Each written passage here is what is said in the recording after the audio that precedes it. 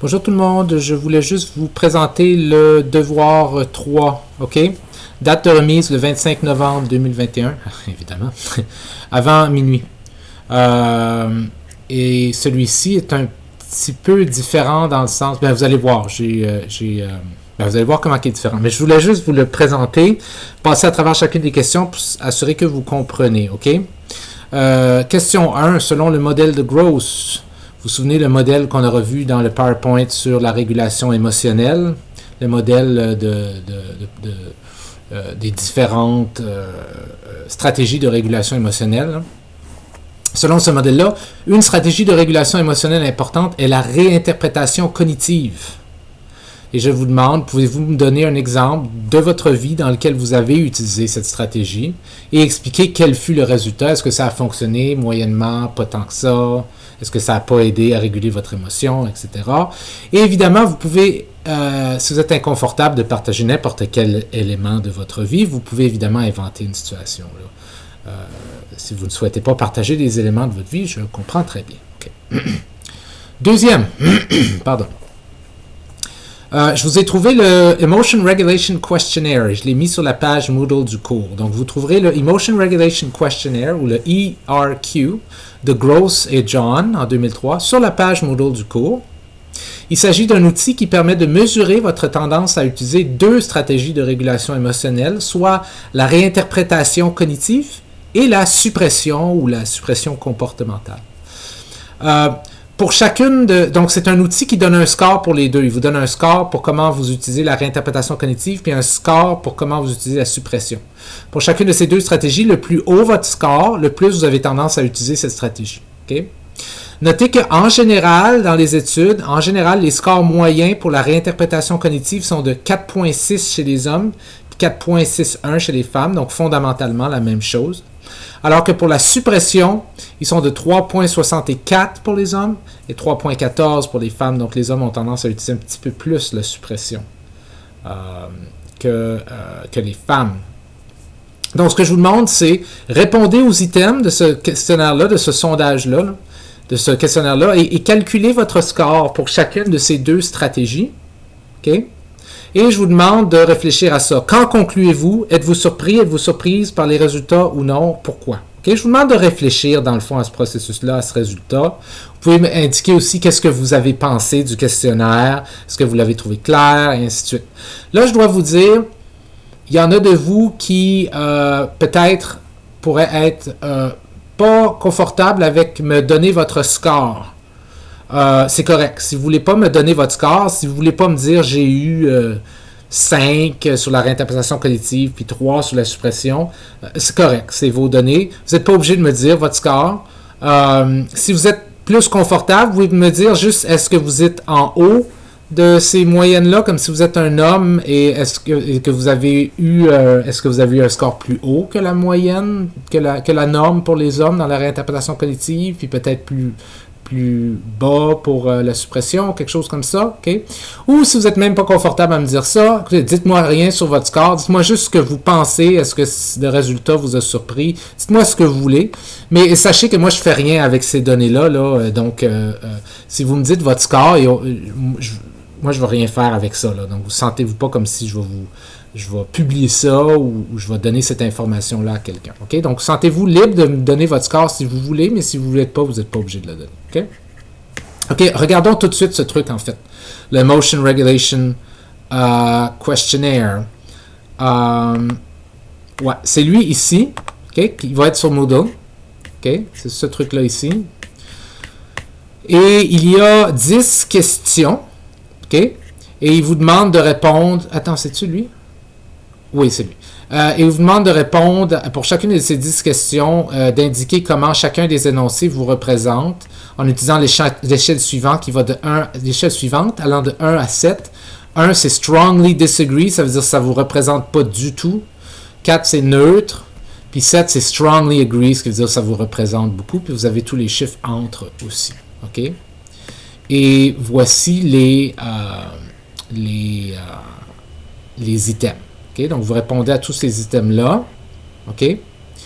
Et il n'y a aucun item renversé là-dedans. Ça veut dire qu'il n'y a aucun item pour lequel il faut renverser votre score parce que ça mesure l'inverse de ce que c'est supposé mesurer. Donc, ce que vous faites dans le fond, c'est que certains de ces items-là sont des items qui mesurent la réinterprétation cognitive, d'autres sont des items qui mesurent la suppression. Ceux qui mesurent la réinterprétation cognitive sont les items 1, 3, 5, 7, 8, 10. 1, 3, 5, 7, 8 et 10. Donc, pour avoir votre score de réinterprétation cognitive, vous prenez les chiffres que vous avez mis sur les items 1, 3, 5, 7, 8 et 10 et vous faites la moyenne de ça. Okay? Pas le total, mais la moyenne. Okay? Donc, vous faites la moyenne des scores que vous avez mis sur les items 1, 3, 5, 7, 8, 10. Okay? Ça va vous donner un score. Okay? Et si vous êtes une femme et qu'il est plus haut que 4,61, vous êtes au-dessus de la moyenne. S'il est plus bas que 4,61, vous avez moins tendance que la moyenne à utiliser cette stratégie-là. Et même chose pour les hommes, dans le fond, parce que 4,6, 4,61, c'est la même chose. Et votre score pour la suppression, c'est les items 2, 4, 6, 9. Donc, vous prenez les scores que vous avez mis à 2, 4, 6 et 9, vous les additionnez et vous en faites la moyenne. Vous ne faites pas le total, vous faites la moyenne. Donc, vous obtenez la moyenne des scores pour 2, 4, 6, 9 et ça va vous donner un score de suppression. T'sais. Et là, vous pouvez vous demander, bon, je suis une femme, est-il plus haut que le 3,14 qui est pas mal moyenne, normale chez les femmes? Est-il plus bas? Est-ce que ça me surprend? Est-ce que non? Est-ce que je suis en plein sa moyenne? Si je suis un homme, est-ce qu'il est plus haut que 3,64? Est-ce qu'il est plus bas que 3,64? Vous pouvez aussi vous demander lequel des deux est le plus haut. Est-ce que j'ai eu un score de réinterprétation cognitive qui est plus haut que suppression? Ou est-ce que j'ai plus tendance à la suppression qu'à la réinterprétation cognitive? Vous pouvez poser toutes ces questions-là avec ce questionnaire-là. OK? Donc ça, c'est une chose. All right. Troisième question. Les gens ne s'engagent pas toujours dans la régulation de leur affect pour des raisons hédonistes. Donnez un exemple de ceci de votre propre vécu. Donc, un exemple où vous avez régulé votre affect, mais pas pour des raisons hédonistes. Et évidemment, comme toujours, vous pouvez inventer une situation si vous ne souhaitez pas partager des éléments de votre vie. C'est correct. Okay? C'est pas que je dis je veux rien savoir de votre vie, c'est que si vous n'êtes pas confortable, c'est correct. Je ne le saurai jamais, mais si vous voulez me dire des choses qui sont de votre vraie vie, puis ça ne vous dérange pas parce que vous pensez qu'il y a vraiment, ça s'applique bien à la matière, sachez que moi, je ne vais pas faire lire ça à d'autres profs ou mettre ça sur Facebook ou des trucs comme ça. Ça reste dans mes archives à moi et voilà. Bon. J'utiliserai pas non plus ça pour vous ramener ça dans un an en disant « Tu m'avais dit qu'à un moment dans ta vie, tu avais fait telle chose. » Non, je ne suis pas ce genre de personne-là. 4. Vous trouverez... OK, ça ici, c'est un sondage, un outil qui mesure la motivation de contrôle. Vous trouverez le Desirability of Control Scale de Berger et Cooper sur la page Moodle du cours. OK? Cet outil permet de mesurer votre motivation de contrôle et le score moyen chez la population universitaire est de 100. Donc, typiquement, des étudiants étudiantes universitaires ont un score à peu près de 100. OK? Dans cet outil-là. OK? Donc, si vous avez un score de plus haut que 100, vous êtes plus motivé pour le contrôle que la moyenne des gens comme vous. Si vous avez un score plus bas que 100, vous êtes moins motivé que en moyenne que les gens comme vous. OK? Répondez aux items et calculez votre score. Quand concluez-vous? Êtes-vous surprise par les résultats ou non? Pourquoi? Qu'est-ce que vous avez pensé de ça? Est-ce que ça paraissait clair? Et ainsi de suite. T'sais? Encore une fois, vous pouvez me donner votre score si vous voulez. Vous n'êtes pas obligé de me le donner si vous n'êtes pas confortable. Vous pouvez choisir de me dire que votre score est au-dessus de la moyenne ou en dessous de la moyenne si vous ne voulez pas me donner un score précis. Ou si même ça vous rend confortable, vous n'êtes même pas obligé de me dire si vous êtes au-dessus ou en dessous de la moyenne, mais vous pouvez juste me dire, êtes-vous surpris par les résultats? Est-ce que ça fait du sens pour vous? Pourquoi? Etc. OK? Regardons-le tout de suite, ce Desirability of Control Scale, je pense qu'il est ici. Si je ne me trompe pas. Ouais. OK. Ça, c'est un document Word. OK? Et donc, ici, on a 20 items. Okay? 20 items qui mesurent votre motivation au contrôle. OK? Et vous répondez à chacun de ces items-là par rapport à comment ils s'appliquent à vous en utilisant une échelle allant de 1 à 7. 1 voulant dire « The statement does not apply to me at all ». 7 voulant dire « The statement always applies to me ». Et vous avez des niveaux intermédiaires. 2 égale « The statement usually does not apply ». 3 « Most often the statement does not apply ». 4 « I am unsure about whether or not the statement applies to me, or it applies to me about half of the time. 5, the statement applies more often than not. 6, the statement usually applies. 7, the statement always applies. Donc, vous faites ça pour chacune de ces questions-là. Et ça, en passant, puis l'autre questionnaire, vous n'êtes pas obligé de m'envoyer vos questionnaires, OK? Faites juste le calculer par vous-même. Je n'ai pas obligé de recevoir cette feuille-là là, dans votre rapport là, où là, vous avez coché ou surligné vos réponses ou quelque chose comme ça. Là, OK? Je laisse le faire par vous-même. OK? Donc, vous faites ça pour les 20 items. OK? Maintenant, tout ce que vous allez devoir faire, ici, c'est que vous ne devez pas faire une moyenne. Vous allez devoir simplement calculer un total.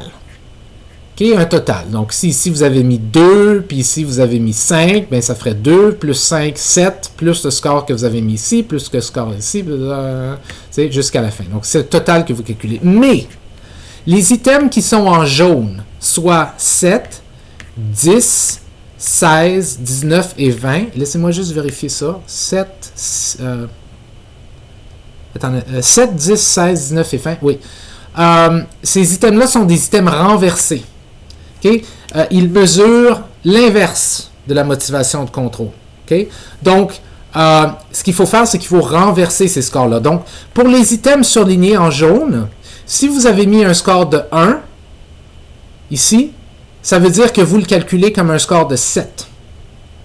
Si vous avez mis un score de 2, ici, ça veut dire que vous le calculez comme un score de 6. Si vous avez mis un score de 3, ça veut dire que vous le calculez comme un score de 5. Et si vous avez mis 4, ça reste 4. OK?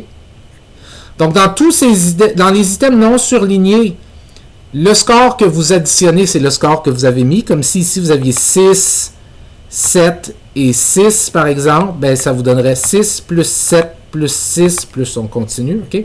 Mais ici, vous avez, je ne sais pas moi, 6, 6, 2. OK? Ça ferait 6 plus 2, ça donne en réalité 6. Parce que c'est renversé. OK? 1 donne 7, 2 donne 6, 3 donne 5, 4 reste 4. Ça, c'est pour ceux en jaune. 7, 10, 16 et 19 et 20. OK? Donc, vous calculez le score total et ça va vous donner un score. Et typiquement, comme je vous ai dit, les étudiants universitaires ont un score typique normal à peu près alentour de ça. Avec un écart type de 10, mais bon, nous, on va pas... Coudonc, un écart type de 10, ça vous dit quelque chose là, pour vous, pour ceux et celles qui ont fait stats?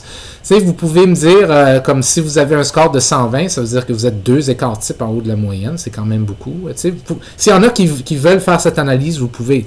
À combien d'écarts types êtes-vous de la moyenne? C'est une bonne pratique. Êtes-vous en haut ou en dessous de la moyenne? T'sais? Donc, qu'est-ce que vous pensez de tout ça? Vous mettez ça ici. 5. Dans certaines situations, les gens peuvent être motivés à éviter le contrôle. Motivé ES, à éviter le contrôle. Donnez un exemple de ceci de votre propre vécu. Okay? Un exemple où vous avez été motivé à éviter le contrôle dans une situation. Et toujours, vous pouvez évidemment inventer une situation si vous ne souhaitez pas partager les éléments de votre vie. OK? 6. Avez-vous déjà été rassuré ou rassuré? Je ne sais jamais si la correcte chose pour que ça soit masculin et féminin, c'est mettre des tirets ou des parenthèses. Je vais mettre des tirets. Je pense que c'est des tirets, c'est comme ça qu'ils le font. Avez-vous déjà été rassuré par une impression illusoire de contrôle? Okay, dans le cours, on a parlé de contrôle illusoire. Avez-vous déjà été dans votre vie à un moment rassuré par une impression illusoire de contrôle? Avez-vous déjà recherché une genre d'impression de contrôle illusoire pour vous rassurer? Donnez un exemple de ceci de votre propre vécu. Vous pouvez, encore une fois, évidemment, inventer une situation si vous ne souhaitez pas partager des éléments de votre vie. Et ça, c'est le devoir à remettre le 25 novembre 2021 avant minuit. S'il y a des questions, n'hésitez pas à me le laisser savoir. Tout est sur Moodle. Au revoir.